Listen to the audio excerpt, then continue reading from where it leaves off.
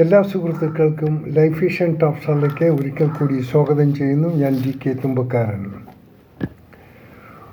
ഇന്നത്തെ വീഡിയോ നമ്മുടെ ഓരോ മനുഷ്യൻ്റെയും അവസാന നാളുകളെക്കുറിച്ചാണ്. നമുക്കെല്ലാം അറിയാം, പലരും ഈ വീട്ടിലുള്ള പ്രായമായ പ്രത്യേകിച്ച് പേരൻസിന് അവർക്ക് ഏതാണ്ട് വാർദ്ധക്യ സഹജമായ അസുഖങ്ങൾ കാരണം ഹോസ്പിറ്റലിൽ അഡ്മിറ്റ് ചെയ്യാറുള്ളത് ഒരു സർവ്വസാധാരണമായുള്ളൊരു സംഭവമാണ്. ഇതിലേറ്റവും ബുദ്ധിമുട്ടുന്നത് നമ്മുടെ വീട്ടിലൊരു വ്യക്തി ഹോസ്പിറ്റലിൽ അഡ്മിറ്റായാൽ, പ്രത്യേകിച്ചും വയസ്സായവർ, അവർ എപ്പോൾ മരിക്കുമെന്ന് ഏതാണ്ട് ഈ ഡോക്ടേഴ്സിനൊക്കെ ഒരു ചെറിയൊരു പൂർണ്ണരൂപം കിട്ടും. എന്നാൽ പല ഡോക്ടേഴ്സ് ആ സത്യം തുറന്ന് പറയാറില്ല. എനിക്ക് ഡോക്ടേഴ്സിനുള്ള ഒരു റിക്വസ്റ്റ് ഇത്രയേ ഉള്ളൂ: നാം ഒരിക്കലും ഈ രോഗികളെ, പ്രത്യേകിച്ച് പ്രായമായവർ, അവരെന്തായിരുന്നാലും ഈ ലോകത്ത് നിന്ന് വിട പറയും. ദാറ്റ്സ് വാസ്തവം. ആ വിട പറയുന്ന സമയത്ത് ഈ ആവശ്യമില്ലാത്ത മൂക്കിൽ കുഴലും വായിൽ കുഴലും ശരീരത്തിൻ്റെ മറ്റു പല കുഴലുകളും ഘടിപ്പിച്ച് മുഖത്ത് ഒരു കവറൊക്കെ വെച്ച് ഇവരെ ഇങ്ങനെ ഈ ശ്വാസം വലിപ്പിച്ച് ഇങ്ങനെ കിടത്തുന്നതിൽ ഒരു അർത്ഥവുമില്ല. വളരെ ദുഃഖകരമായ കാര്യമാണ്. നിങ്ങൾ ഡോക്ടേഴ്സിനും റിക്വസ്റ്റ് നിങ്ങൾക്ക് ചെയ്യാവുന്ന ഒന്നേ ഉള്ളൂ: നിങ്ങൾ ആ രോഗികളുടെ മക്കളോട് പറയുക, ഇദ്ദേഹത്തിൻ്റെ സ്ഥിതി ഇതാണ്, ഇതിനേക്കാളും ഈ രോഗി ഒരു ദിവസം കൂടുതൽ ജീവിക്കും. എങ്ങനെയാണെന്ന് വെച്ച് കഴിഞ്ഞാൽ അവരെ അവരുടെ വീട്ടിലേക്ക് മടക്കി വിടുക. നല്ലൊരു കെയർ ഗീവർ അവർക്കൂടെ ഹയർ ചെയ്യാം. അവിടെ ഒരു തുറന്ന വടികൾ വായു കിട്ടുന്നു, ശുദ്ധവായു അവർക്ക് കിട്ടുന്നു. ഇതില്ലാതെ ഈ ICU റൂമിൻ്റെ അകത്ത് അവരൊന്ന് തിരിഞ്ഞു കൊണ്ടുവന്ന് അപ്പുറം ഇപ്പുറം ഈ അന്ത്യശ്വാസം വലിച്ചു കിടക്കുന്ന കുറച്ച് ആൾക്കാരെ ഇവർക്ക് കാണാൻ പറ്റുമോ? അത് കാണുമ്പോൾ തന്നെ ഇവരുടെ ഏതാണ്ട് പകുതി ജീവൻ പോകും. പിന്നെ ഹോസ്പിറ്റലുകാർ, ഞാൻ തെറ്റു പറഞ്ഞാൽ, അവർക്ക് ഹോസ്പിറ്റൽ റണ്ണിങ് ചെയ്യണമെങ്കിൽ ഇങ്ങനെയുള്ള കുറേ ICU രോഗികൾ എൻ്റെ അകത്ത് വേണം, എങ്കിലേ ബില്ല് അതിൻ്റേതായ രീതിയിൽ ചെയ്യാൻ പറ്റൂ. ഞാൻ അവരെ അധിക്ഷേപിക്കരുത്. That is their business. ഒരു രോഗി ഒരുപക്ഷെ അദ്ദേഹത്തിന് സംസാരിക്കാൻ പറ്റില്ലെങ്കിലും അദ്ദേഹത്തിൻ്റെ ഓർമ്മകൾ മറയില്ല. ഒരുപക്ഷെ ഒരു ചിലർക്ക് കേൾവിക്കുറവുണ്ടെങ്കിലും എല്ലാവർക്കും അങ്ങനെ ആകണമെന്നുമില്ല. നമ്മൾ രാവിലെ ആണെങ്കിൽ ഈ രോഗികളിൽ നിന്ന് രാവിലെ അമ്പലങ്ങളിലും പള്ളികളിൽ നിന്നും വരുന്ന പ്രഭാത ഗീതങ്ങൾ, രാവിലെ ഒരു 4 മണിക്ക് ഈ കോഴി കൂവുന്ന സൗണ്ട്, കിളികൾ ചലിക്കുന്ന ശബ്ദങ്ങൾ,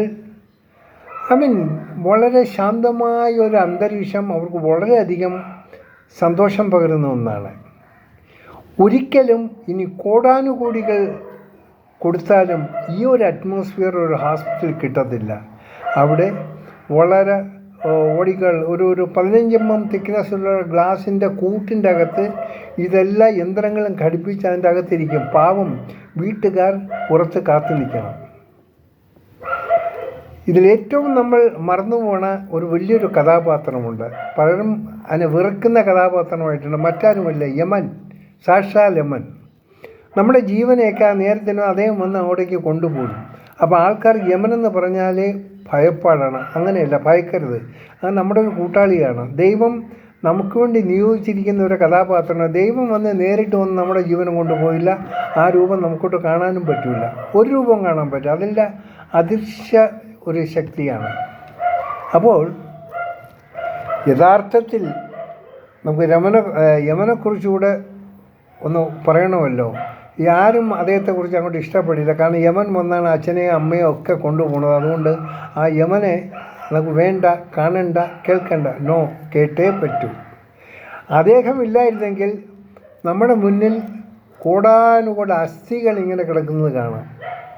തീർച്ചയായിട്ടും അതിങ്ങനെ ചലിച്ചുകൊണ്ടിരിക്കും. അപ്പോൾ യമനെന്നുള്ള ശക്തി ഉള്ളത് കൊണ്ട് മാത്രമാണ് ഈ ജീവൻ അങ്ങടേക്ക് കൊണ്ടുപോവുകയും നമ്മുടെ ശരീരത്തിൽ നിന്ന് ജീവനെ വേർപെടുത്തി ശരീരത്തെ സംസ്കരിക്കുകയും ചെയ്യുന്നത്. അപ്പോൾ യമൻ വലിയൊരു ശക്തിയാണ്. അദ്ദേഹം നമുക്ക് ആവശ്യമുള്ളൊരു കഥാപാത്രമാണ്. സോ ഒരുപക്ഷെ ആൾക്കാർക്ക് വിചാരിക്കും ഇദ്ദേഹം എന്നാണ് രാവിലെ യമൻ്റെ കഥയുമായിട്ട്. No, actually it's a truth story. നമുക്ക് പലരും നമ്മൾ ഒരിക്കൽ ഇവിടെ നിന്ന് യാത്രയാകണം. ആ യാത്ര ഒത്തിരി സന്തോഷത്തോടെ യാത്ര ആയിക്കൂടെ, സന്തോഷത്തോടു കൂടി നമ്മളെ യാത്ര ആക്കിക്കൂടി. എന്തിനാണ് നമ്മളെ കൊണ്ട് ഈ ഇരുമ്പഴിയിൽ ഈ ഗ്ലാസിൻ്റെ മുകളിൽ നമ്മൾ ശരിക്കും ഒരു കാരാഗ്രഹത്തിൽപ്പെടുത്തിയിരിക്കുകയാണ്. ജീവപര്യന്തം തടവുകാർക്ക് കുറച്ചെങ്കിലും സ്വാതന്ത്ര്യമുണ്ട്. നമ്മളെ ജീവിക്കാൻ അനുവദിക്കുന്നില്ല, നമുക്ക് ശ്വസിക്കാൻ അനുവദിക്കുന്നില്ല. അതിനുള്ള ആവശ്യമില്ലാത്ത ഒരു കുഴലുകളും മറ്റേ പേസ് മേക്കറും എന്തൊക്കെ വെന്റിലേറ്ററൊക്കെ കയറ്റി നമ്മളങ്ങോട്ട് അങ്ങനെ അകത്തിട്ട് ചിലപ്പോൾ ആൾ മരിച്ച് നാൾ കുറച്ച് കാണും. ഞാൻ ഹോസ്പിറ്റലിനെ ബ്ലെയിം ചെയ്യില്ല. ചില സാഹചര്യത്തിൽ ഹോസ്പിറ്റലുകാർക്ക് പെട്ടെന്ന് അങ്ങനെ ഒരു ഡിക്ലറേഷൻ കൊടുക്കാൻ ആൾ നോ മോർ.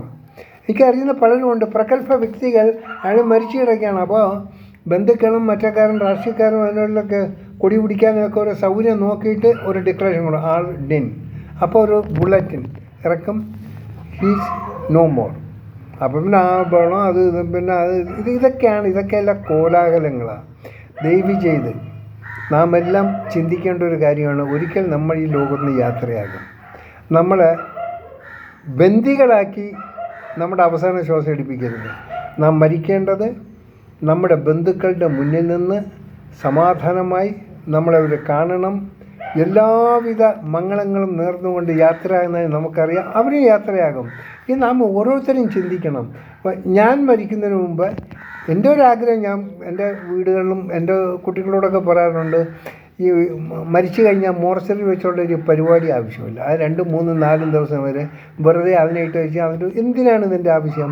അപ്പോൾ മക്കളൊക്കെ പുറത്തായിരിക്കും, പലരുടെയും അമേരിക്ക അവിടെ ഇവിടെയൊക്കെ അവരിതേ പറന്നു വന്നത് എന്തിനാണ്? This is not a problem, ഈ ഓൾറെഡി ഡെഡ്. അതിനുവേണ്ടി മക്കളെ കാണിക്കാൻ വേണ്ടി ഒരു നോക്ക് കാണിക്കാൻ വേണ്ടി ഇരിക്കേണ്ട കാര്യം. മക്കൾ വരും, അതിൻ്റെ ബാക്കിയുള്ള പരിപാടികൾക്ക് അറ്റൻഡ് ചെയ്യാൻ വരുമല്ലോ. സോ നമ്മുടെ ചിന്താഗതി ഒന്ന് മാറ്റിയെടുക്കണം ഇനിയെങ്കിലും. അതായത് പ്രായമായവരെ കൊണ്ട് ഈ ഹോസ്പിറ്റലിൽ തള്ളി കാശുണ്ടെന്ന് വിചാരിച്ച് അവിടെ ഇവിടെ വേണ്ട. You hire a good caregiver. നല്ലൊരു കെയർ ഗീവറെ ഹയർ ചെയ്ത് അവർ നല്ല രീതിയിൽ നോക്കും. ഒരു പക്ഷേ അതുകൂടെ ഒത്തിരി ആയുസ് നീട്ടിക്കിട്ടുകയും ചെയ്യും. അറിയുന്ന പല കഥകളുമുണ്ട്. ഹോസ്പിറ്റലിൽ നിന്ന് നിവൃത്തിയില്ലാതെ അവർ തിരിച്ച് വീട്ടിൽ വന്ന് കെയർ ഗീവറിൻ്റെ ആ ഒരു പ്രസൻറ്റേഷനിൽ പലർക്കും അവരുടെ പല അസുഖം, ഏതാണ്ട് 90% ഒരു അസുഖങ്ങൾ മാറിക്കിട്ടി. കാരണം ദേ ആർ ഫ്രീ പീപ്പിൾ. അവർക്ക് എല്ലാവരെയും കാണാം, അവരുടെ ബന്ധുജനങ്ങൾ അവരെ ഒന്ന് കാണാനുള്ള സ്വാതന്ത്ര്യമുണ്ട്. ഇത് ഒരു ബന്ധു വന്ന് അത്യസ്ഥിതി കിടക്കുന്ന അവരെ കാണണമെങ്കിൽ സുപ്രീം കോടതിയിൽ പോയാലും സുപ്രീം കോടതിയിലൊക്കെ പോയി പെർമിഷൻ എടുത്തിട്ട് വരേണ്ടത് അത്ര ഹാർഡാണ്. എന്തോ ഒരു പെർമിഷൻ വാങ്ങണമെന്നറിയാം. അങ്ങോട്ട് കയറ്റി വിടത്തില്ല എന്ന്. ചിലപ്പോൾ ആളുടെ ഡെഡ് ബോഡി ആയിട്ടായിരിക്കും കിടക്കുക, നമുക്കൊന്നും അറിയില്ല. അതുകൊണ്ടാണ് അവർ കാണിക്കാത്തത്. സോ ഈ ഒരു സാഹചര്യം ഒഴിവാക്കുക. ഇനി ഏതാണ്ടൊക്കെ ഈ ഞാനടക്കമുള്ള നമ്മളൊക്കെ ഏതാണ്ടൊക്കെ നമ്മുടെ സമയം അടുത്ത് വരികയാണ്. അടുത്ത് വരുമ്പോൾ നമ്മൾ കൂടുതൽ ക്ഷീണിച്ചാൽ നമ്മളെ കൊണ്ട് ഐസിയിൽ കയറ്റരുതെന്ന് മക്കളോട് തീർച്ചയായിട്ടും പറയണം. ഇല്ലെങ്കിൽ വിൽപത്രത്തിൽ എഴുതി വയ്ക്കണം. എന്തെങ്കിലും നിർദ്ധനരാണെങ്കിൽ സംതിങ് എൽസ്. കുറച്ചൊക്കെ സാമ്പത്തികമുള്ളവർക്ക് പറയണം, എൻ്റെ സാമ്പത്തികം എൻ്റെ ആവശ്യത്തിനും കൂടെ ഉപയോഗിക്കണം. അപ്പോൾ അതുകൊണ്ട് എനിക്ക് വേണ്ട പരിചരണം ചെയ്യാനുള്ള സംവിധാനങ്ങൾ മക്കൾ ചെയ്തിരിക്കണം. അതിന് ഒരു നിബന്ധനകൾ ഉണ്ടായിരിക്കണം. മക്കളോട് സമാധാനമായിട്ട് പറയണം. ചില മക്കൾ അച്ഛ എല്ലാം ചെയ്യാമെന്ന് പറയുമ്പോൾ ഇവർ വേറെ പരിപാടി നോക്കും. അപ്പോൾ അതുകൊണ്ട് ഞാൻ മക്കളെ ബ്ലെയിം ചെയ്യില്ല. എല്ലാവരും അങ്ങനെ ആകണമെന്നില്ല. ഒരു ചില കുതിയാലി കെട്ടികളൊക്കെ ഉണ്ട്, ഇല്ലെന്ന് പറയാൻ പറ്റില്ല. സോ ഇനി നമ്മൾ മരണത്തെ ഭയപ്പെടാൻ പാടില്ല.